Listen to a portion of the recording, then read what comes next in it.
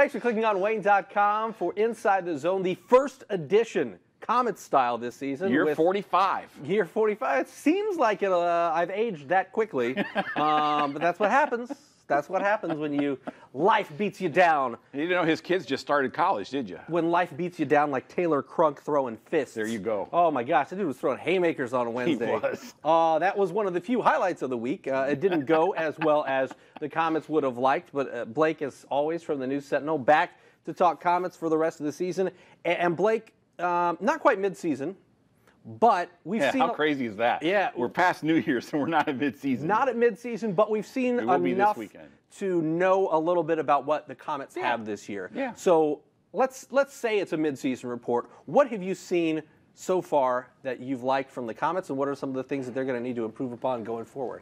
Nothing major. You know, one thing I really noticed and I really, really like about this team is that they are a brotherhood. This is as tight a locker room as they have had in the ECHL the 5 or 6 years now. These guys really genuinely care for each other, and they like each other, and I think that shows on the ice. They've won 17 out of their last 23, and I think you could make the argument it hasn't been about skill as much as it's been about chemistry. And they are finding ways to win. And I really like that. I just like the way they hang together, the way they, go to practice and see they have fun and they tease each other and they genuinely like each other. And that isn't always the case when you've got so many different factions coming in and getting mixed together. But they really do. They really genuinely like each other. And I think that really is more important than anything else they're doing right now. Following up on that, is that something that you can consciously address in the offseason if you're Gary Graham and if you're the Frankies, is to find guys that fit? Or is it something that is a little more fluid that you have to work with during the season? Or is it kind of a crapshoot where you just say, of both. Maybe these guys will play together well, maybe they won't like each other, maybe they will. And why did they struggle at the start of the season? Every guy there thought, I'm going to go out and score a hat trick tonight and I'm going to move up. And then you get a month into the season and Gary says, guys, you're not going anywhere. It's time to play here, and let's play together. And they do, and that's what they did. That's how they got hot in December. They played together. I mean, they had some roster stability finally, but now they've gotten some instability going. But I mean, you look at a guy like Artie. Everybody on that team loves Artie. He's not an arrogant guy who got sent down and thinks he's going right back up, even though he may. They like Zach LaRaza. They like Culkin. They like the guys that have gotten sent down because they have bought into being Fort Wayne Komets, and they've done really well that way. And they've worked to fit in. I mean, these are good guys. These are good people. And that's part of it is they have bought into being Komets, and that has shown on the ice. How important is that going forward for this month? Because it's kind of the January road trip. We're talking 12 games this month. 8 of them are going to be away from the Coliseum. You got the circus in town. I mean, this is something that happens every year. But how important is it now that they're going to be, after having a 12-2 December, they're going to spend a good chunk of this month on the road? And they need to. They're 9-6 on the road, and I think they'd like to be better on the road too. They'd like to be more consistent. They have been more consistent this year on the road than they were last year. And a lot of that is they're better defensively that way. If they're going to improve, they need to do it on the road because that's where the opportunities are going to come from. So I think that is a factor. When you take a look at this past week's games, you're talking about the Wednesday game against Kalamazoo. I don't know if maybe you just throw that out as a poor performance, or I'm not sure what Gary said after the game of how he took that. I thought it was interesting 8-3 loss. That Gary really didn't have to say much to him after the game. I think the guys, and that's what I'm talking about, the guys in the room handled it for Friday. So, well, I mean, that's good because it means, the good teams, the players police themselves to a certain degree. Yes. And make sure that everything is on the same page. You're talking about a 6-4 win on Friday against Indy, a 2-1 loss against Indy on Saturday, and a 4-2 loss at Wheeling on Sunday. Wheeling's a very good team. They're always hard to play at home. And some of these, the Komets didn't play well. We know that, okay? But some of it, you have to give the opponents credit. Etienne Marcoux was amazing Saturday night. I mean, he was outstanding. He gave his whole team confidence. That one, he was the best goalie in the league the week before when the Komets scored 6 goals against him. I mean, he had a bounce-back game. Now, did they play great? No. Were there some things they should have done better? Yes, of course. But he was amazing. You got to give him credit for that one too. So it's a little bit of a 50-50 there. One of the things the Komets have really done well is when they take the lead late in the game, when they have the lead, they hang on to the lead. They don't give it up. But they had leads both Saturday and on Sunday and ended up losing. Is that something of a concern, or is it more credit to the opponents? Is that something that's a concern? Because it was an issue. I mean, these guys closed the door, no doubt about it, so far in the first couple of months of this season. I think we got spoiled that way too. I mean, sure. Granted, the 1-0 lead on Indy and the 2-0 lead on Wheeling were very, very early. Now, if those were going into the third period, you could point to it and say there's something. The fact that Wheeling came back at home and did that's not really that surprising. Wheeling is a very talented, very good team. They are a big team. They are going to be making some noise in the Eastern Conference playoffs, without a doubt. And especially considering how many call-ups and send-downs and everything they've had to deal with. I really have a lot of respect for Wheeling. I think they are an excellent team. Indianapolis on Saturday, again, I got to give Mark Hu the credit. I mean, he really gave him confidence to try, to cheat a little bit offensively. I mean, the Komets had 4 breakaways, and they didn't get any of them. How many 2-on-1s did they have in the second period? Granted, Indy had all those power plays, but how many times did the Komets get really great scoring chances during those power plays? They just didn't cash. Now, that was part of what wore them out for the third period. They had no legs left. That's their own fault, though. That is not an excuse.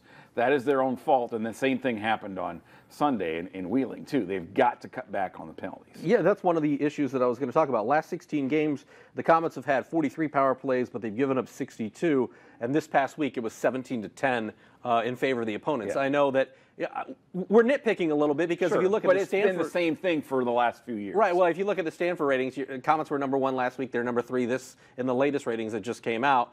So they are no doubt one of the better teams in the ECHL. But if you're nitpicking, that's one of the things I know Gary probably wants to clean up. Sure, and that's something that I think they will make that an emphasis, because why have they gotten beat in the playoffs the last 3 years? It's been that. Silly penalties. It's been that. It's been that and the power plays for the opponents. I mean, that has been the key point that what has killed them. Now, they have time to fix that, and this is where you do that. This is where you work on that, too.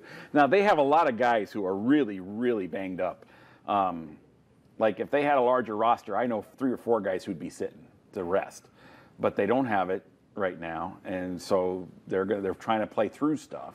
Like I talked to Sid today, he wants to play this weekend, and now we'll see what the trainers and everybody says, but he thinks he'll be able to play this weekend. He missed Sunday's game with a lower body injury, and we'll see. But I mean, they have a lot of guys. If they had more bodies, who would be sitting? When you take a look at back to life, when you take a look at the play of Mason Baptista specifically recently, this guy's been really good. In a way, it kind of reminds me of Kyle Thomas, where you see them hang on to him, and you say, "Oh, I wonder what they see in him." Not in a negative way, but you know they see something in him. Obviously, they keep him around, and he continues to improve in this year and really the past Ryan Lowney, same thing. Yeah, and here's a guy who's smaller, and it's like if you looked at him on paper, you'd think, "Well, that's the first guy to go." I mean, no, not at all. I mean, and you look at what he's been doing too. Look at Loic Marcotte and what he's done since he got into the lineup and got some regular shifts going. Gabriel Desjardins, look at he's advanced from last year.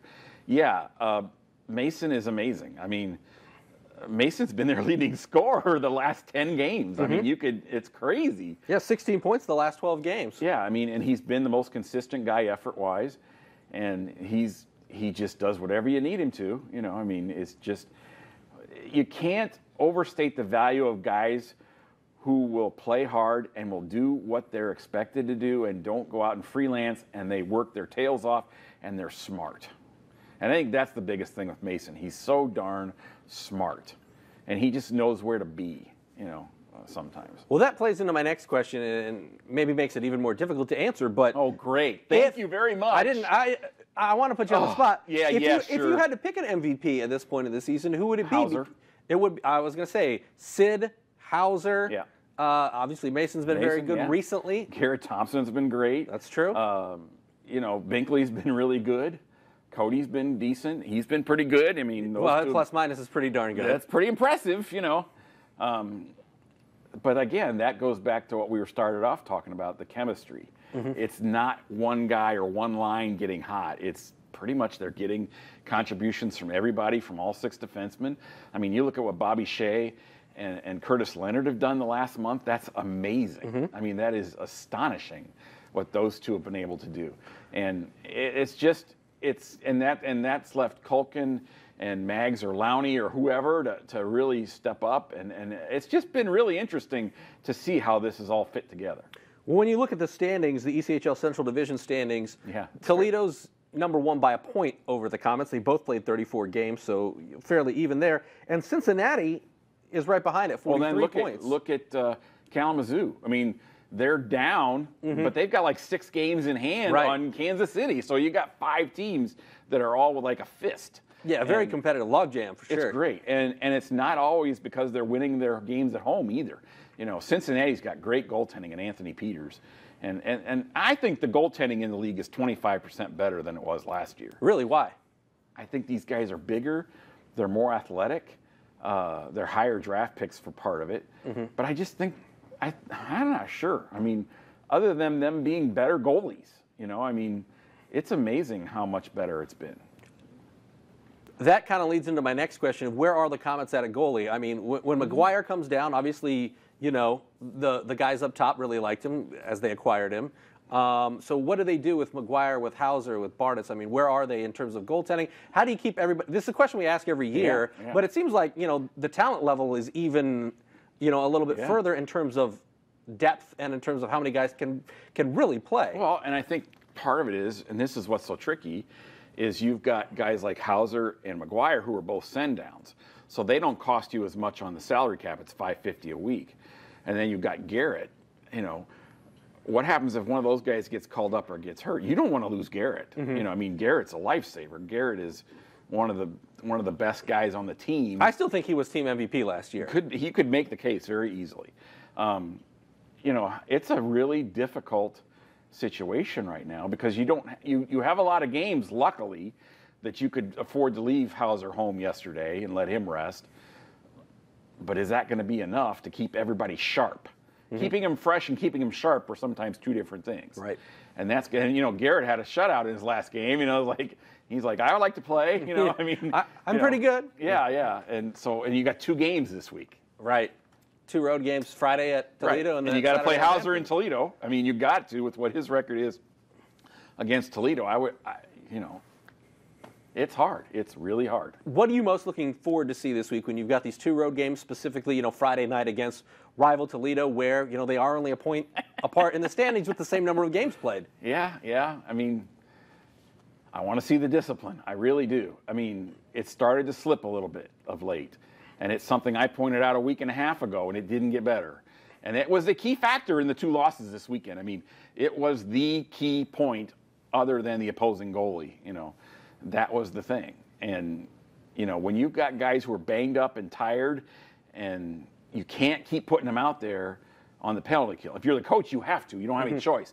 But your teammates have got to take some responsibility with that as well.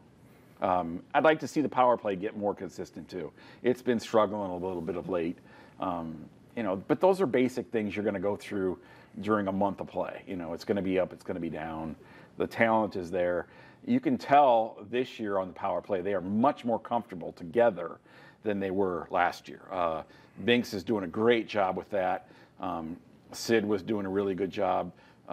You can just see that they're more confident out there. They're getting chances. Now, they may not be going in, but they are getting solid chances. And they will eventually. Yes. And the goaltending is better. That's just a lot of it. You know, I mean, that's a part of it. And you can see them working more plays, side-to-side plays, to get those big goalies to move than you ever saw last year. Final question from me. What are you most looking forward to? I know it's not technically the half point, but throughout the second half of the season, what are you most looking forward to see from this Komets team? I want to see how Justin Hodgman fits back in. That's right. We haven't really seen him. Yeah, he's played 3 games. I think he could be the X factor for the whole season. He could be one of the top 5 players in the ECHL. I mean, he has that kind of skill and that kind of tools. How's he going to fit in? And that is more important than how he does skill-wise and all the rest of it. He's got to fit in and make everybody else better by being there and being another option. he can't come in and try to take over. That's not going to work. And he knows that. He's no dummy.